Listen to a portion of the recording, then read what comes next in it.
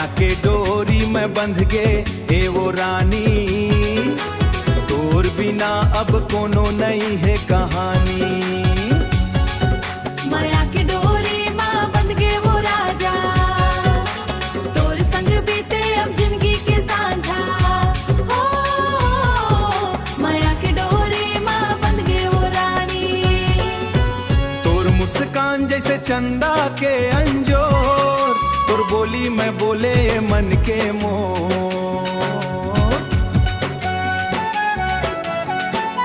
दिन भर सुरता सताथे मोला, कैसे बताओ कक्का चाहत हो तोला।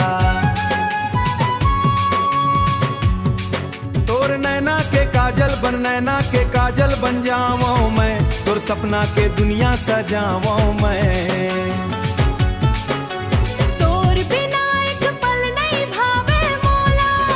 जिंदगी भर के साथ निभाऊं तोला।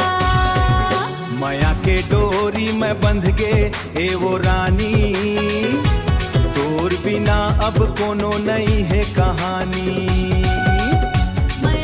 माया के डोरी में बंध गे वो राजा, तोर संग बीते अब जिंदगी के साथ।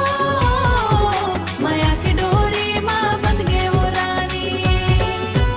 रास्ता जो हत हूँ मैं तोरे राह के, प्यास बुझा दे मोरे प्यासे चाह के।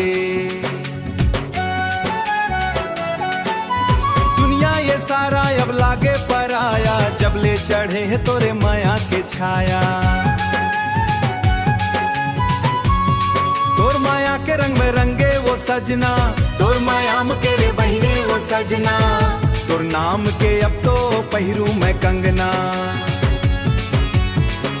माया के ये बंधन कभू झन टूटे, तोर मोर साथ कभू झन छूटे।